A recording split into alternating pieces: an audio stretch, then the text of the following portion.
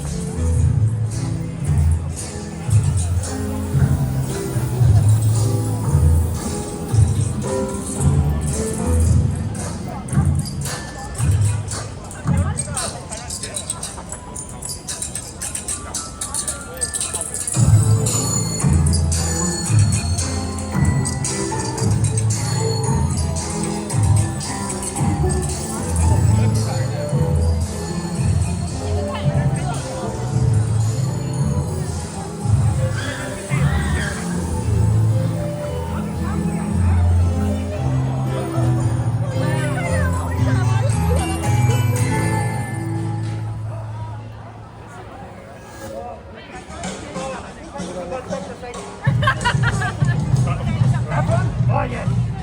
I checked his safety today.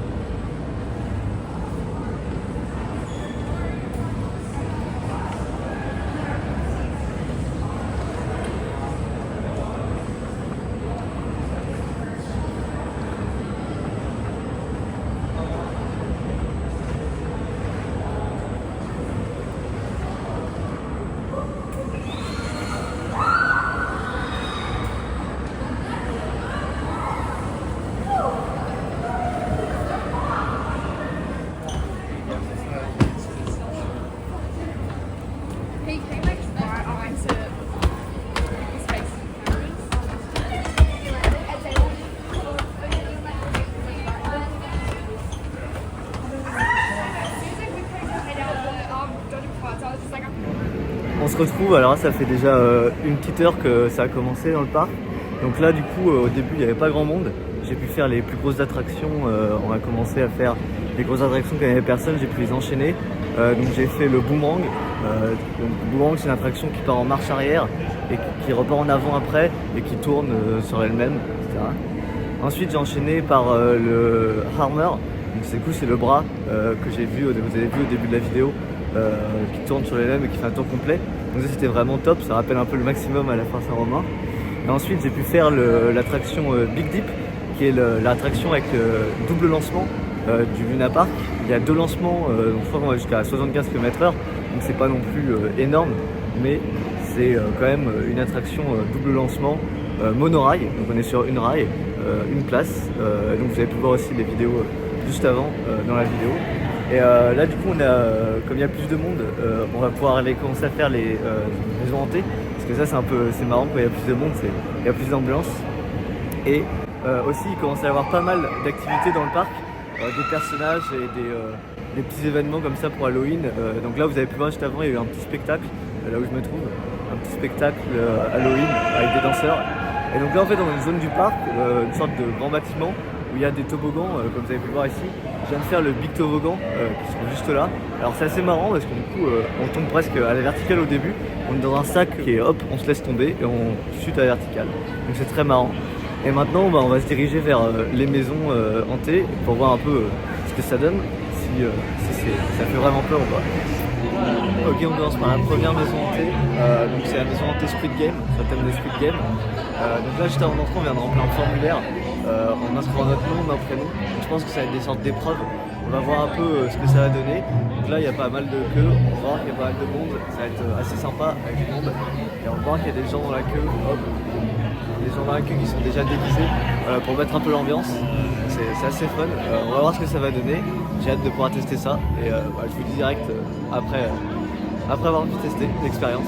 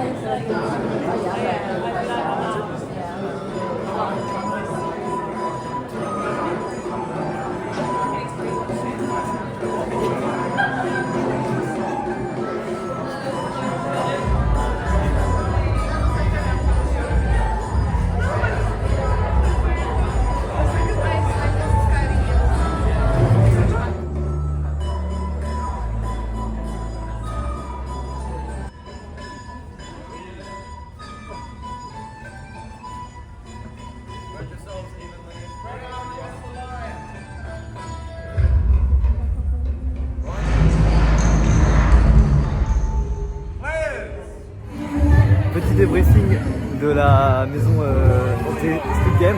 En fait c'était plutôt une expérience qu'une maison hantée. C'était juste reproduire le jeu du coup de la série Netflix Squid Squid Game. Donc c'était assez marrant, voilà, mais bon, il n'y avait pas de grand chose d'effrayant. Fallait juste faire green light, red light, donc courir et s'arrêter au bon moment.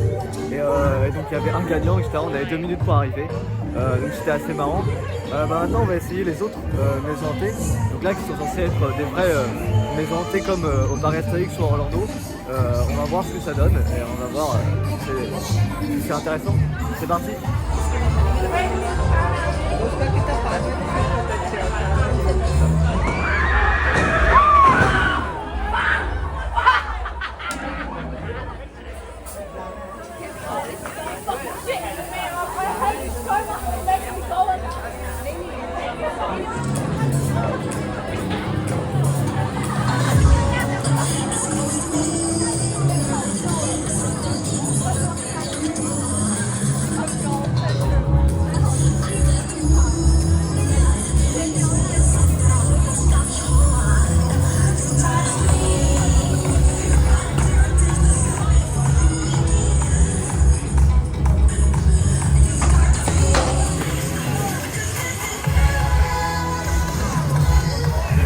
On se retrouve là quand il n'y avait pas grand monde, j'ai fait la tour. Donc la tour qui monte, on avait une super vue sur Sydney, sur l'opéra et sur le pont, là de nuit, c'était vraiment magnifique tout en haut, c'était super bien.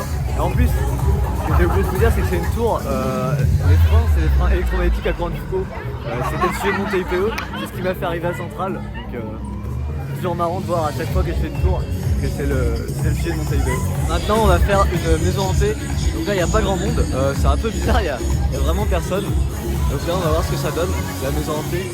Celle-là donc c'est pas comme Squid Game, ça a l'air d'être plutôt une vraie maison hantée, un peu type néon avec peut-être des lunettes, on verra. Donc je vais vous dire ce que ça donne juste après d'avoir fait. 1, 2, 3, 4, 5, 6.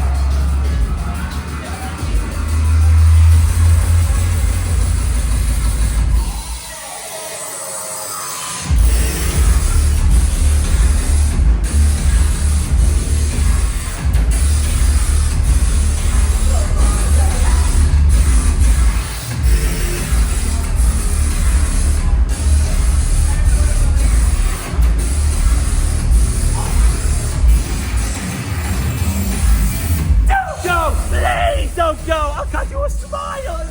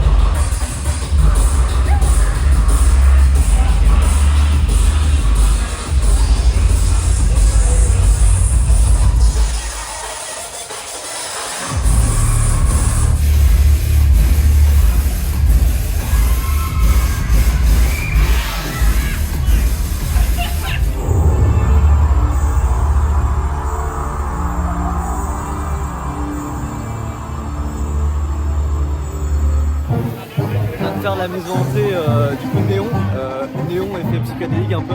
Et c'était vraiment super, c'était très bien fait, ça rappelait un peu la même chose, il y avait au parc Astérix, il y avait une maison hantée comme ça, avec des lunettes 3D, des effets psychédéliques. Et là c'était vraiment très grandiose, c'était très impressionnant. Il y avait plein d'effets de laser, etc. C'était des grandes salles avec des miroirs, etc. Et il y avait beaucoup d'acteurs, il y avait vraiment un acteur vrai dans chaque pièce. C'était très impressionnant. Les décors étaient vraiment bien faits, surtout la salle finale. C'était assez spectaculaire. Et vraiment c'était une très bonne expérience. Et c'est étonnant qu'il y ait aussi peu de monde. Là j'étais presque tout seul dedans. J'étais avec 3 personnes. Et du coup ça rendait l'expérience encore mieux parce que les acteurs voilà, ils étaient vraiment autour de nous. Et c'était vraiment j'ai adoré. Je trouve que c'était une très bonne maison hantée. Là on va faire le matin, je sais plus comment il s'appelle. Le Chamonix, il s'appelle pour à la foire. Là je crois que ça s'appelle pas comme ça. Mais on va faire ça et après on va enchaîner sur les 2 autres maisons hantées. Il en reste 2 encore à voir. Je sais pas encore c'est quoi le type, mais en tout cas cette maison hantée était vraiment très très cool. Alors du coup ça dépend, c'est assez rapide, hein, si vous faites tout droit, ça dure 1 minute 30. Et si vous prenez le temps de le faire, et ben là c'est vraiment très bon.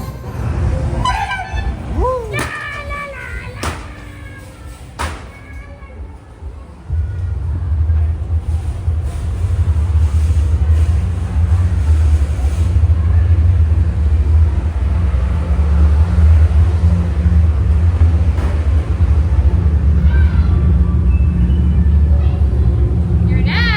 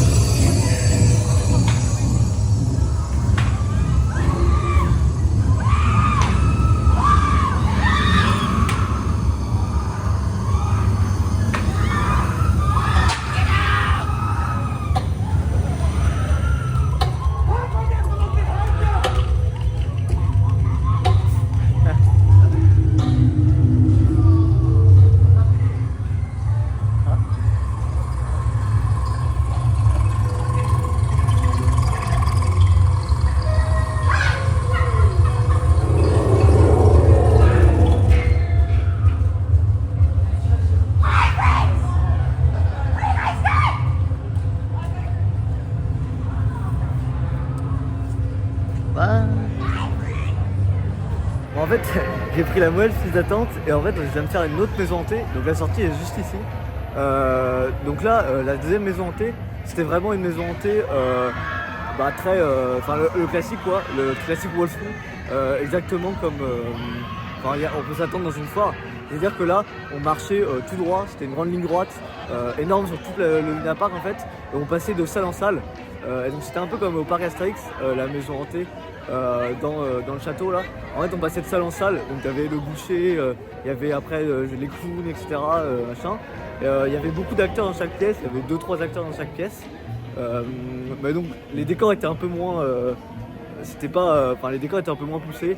C'était surtout, voilà, il y avait beaucoup d'acteurs qui sortaient un peu derrière les décors.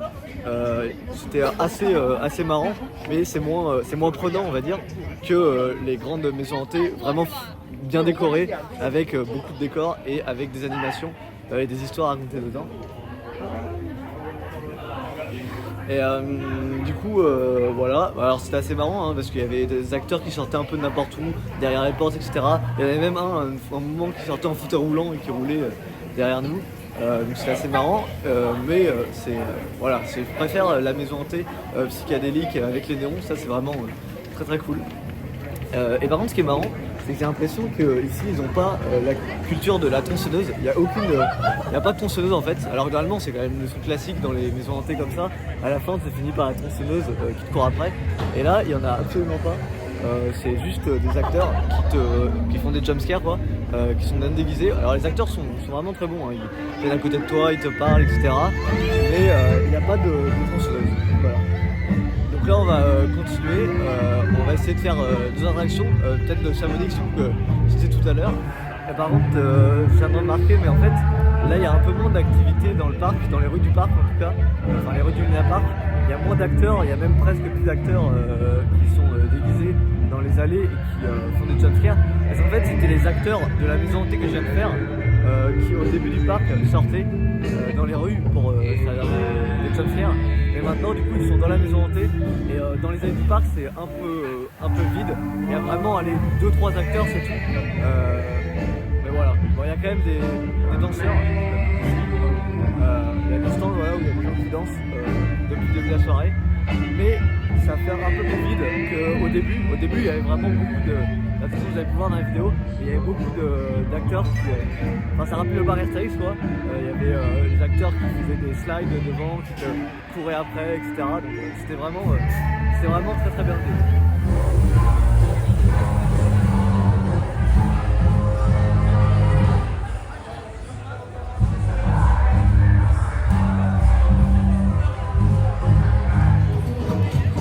Sortir du Chamonix, donc l'attraction, je sais pas comment ça s'appelle, mais du coup en France on appelle ça le Chamonix et c'était très cool. Mais normalement l'attraction il faut être 2 personnes pour le faire, et c'est tout seul, mais malheureusement il y avait un groupe de 3, donc j'ai pu le faire avec eux et c'était très fun. Voilà, c'est une attraction, c'est un classique, hein, c'est toujours assez fun.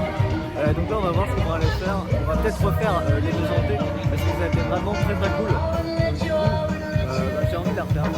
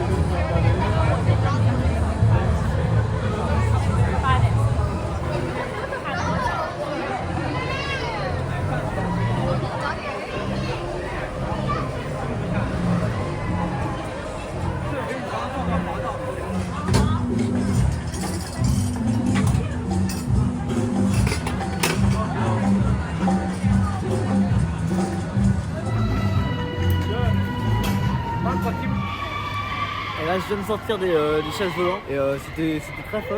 En plus c'est surélevé, elles sont un peu en hauteur, donc on voit un peu la vue de Sydney quand on fait les chaises volantes. Et c'est toujours une sensation très agréable, enfin, c'est un manège assez fun. Voilà, alors là bon c'est pas comme à la foire où on peut pousser pour attraper le gros lot, mais c'est très très fun.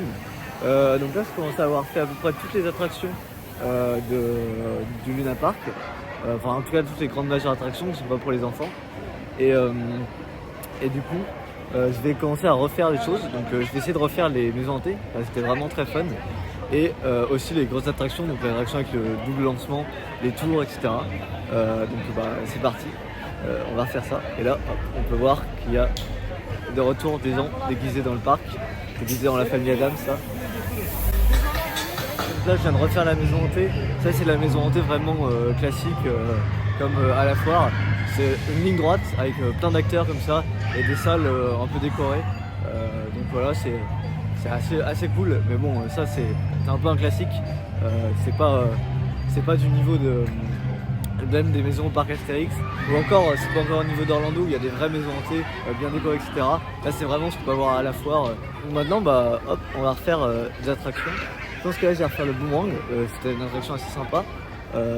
Voilà, et je vais peut-être refaire le hammer. Alors, faut savoir quand même que pourtant moi je suis pas quelqu'un qui craint ça, mais quand tu le fais après le hammer, voilà, ça donne un peu envie de vomir. Donc bon, on peut voir si je vais le refaire peut-être à la fin. Bon, on va voir ça. Là, je viens de refaire la tour de chute. C'était vraiment cool, mais par contre, c'est un peu comme en Espagne à Parentura. Il se fout pas là, il est 9h40 et il y a déjà presque toutes les attractions qui sont fermées. On peut plus rentrer dedans, à part peut-être les maisons hantées, mais c'est tout. Donc je vais essayer de voir ce que je peux en faire avant de partir. Si on peut refaire un hammer là-bas, je vais essayer aller voir. Ce sera ça quand même cool.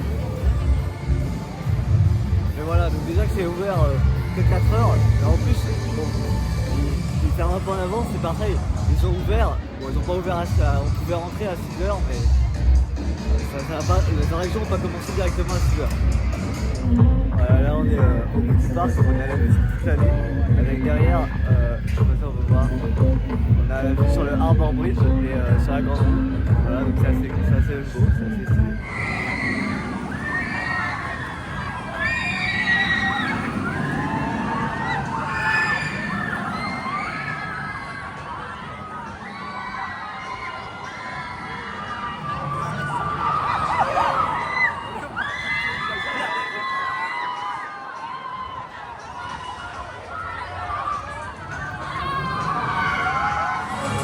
Alrighty guys, we're going to send you backwards first, hold on tight, smile for the camera, have fun.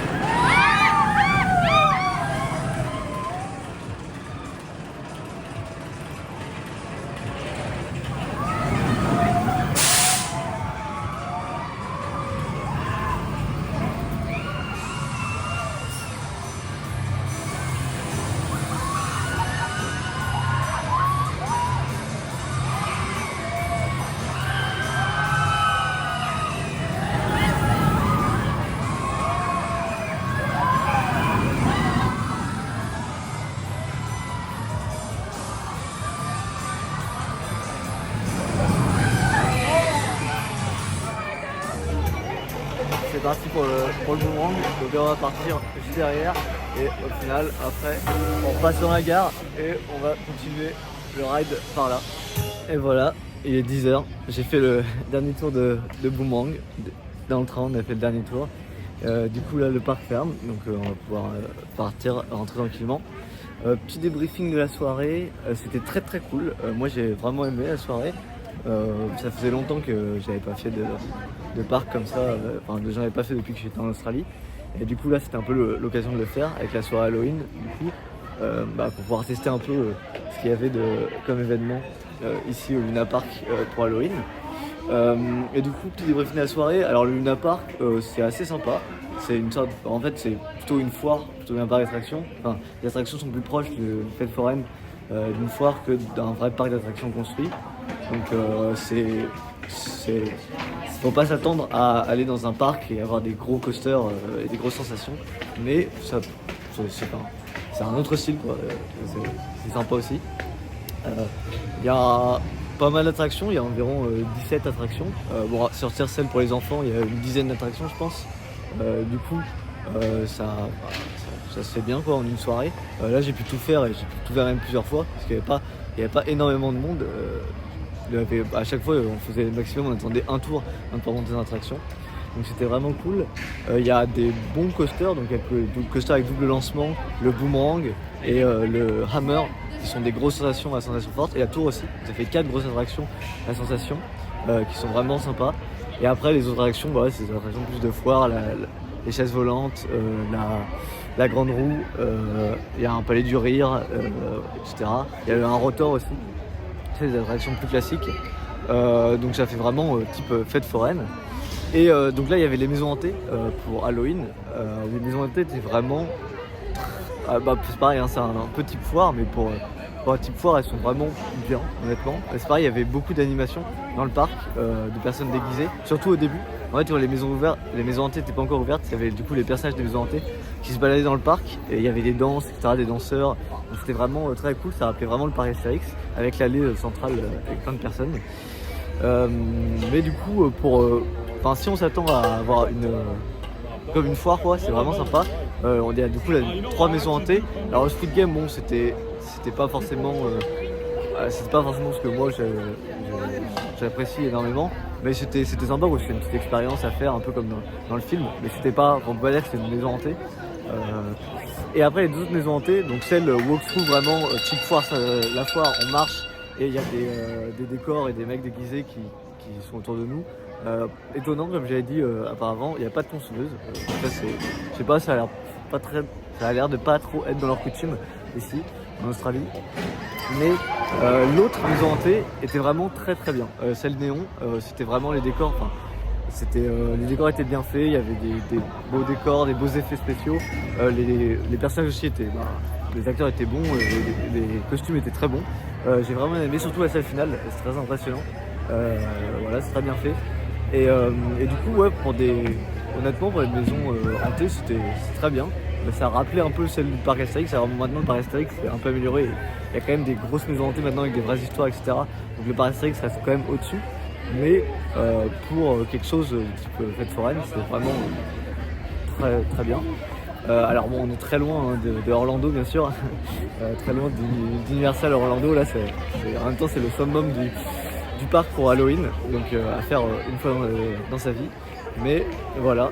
Et sinon, au niveau du prix, c'était $100, donc 60 €. Et honnêtement, j'ai pu faire pas mal d'attractions. Maintenant, quand on voit que les manèges à la foire, c'est 6-7 € facilement. Là, je pense que j'en ai eu à peu près pour le même prix que si j'allais à la foire, plus les maisons hantées. Donc honnêtement, c'est pas donné, mais c'est pas... je me suis pas senti voler quoi. Si on compare par rapport à la France, par rapport à la foire, avec 60 €, voilà, on peut faire une dizaine d'attractions. Et là, j'ai dû faire plus d'une dizaine d'attractions, plus les fêtes foraines, plus les maisons hantées. Donc vraiment, c'est assez bien. Et en plus, de toute façon, c'est le seul, un peu la seule offre qu'il y a à Sydney. Il n'y a pas d'autres parcs d'attractions proches autour de la ville. Donc on prend ce qu'on a. Voilà, donc j'espère que ce vlog vous a plu, c'était vraiment très sympa, moi j'ai bien apprécié, j'ai passé une très bonne soirée. On se retrouvera sûrement pour d'autres vlogs. Là dans novembre, bientôt je vais partir à Brisbane pour aller faire des parcs d'attractions, le Warner Bros Movie, le parc aquatique et le SeaWorld. Je pense que je ferai des vlogs aussi pour voir un peu ce que ça donne, les parcs en Australie. Et du coup on se retrouve pour un autre épisode et à plus.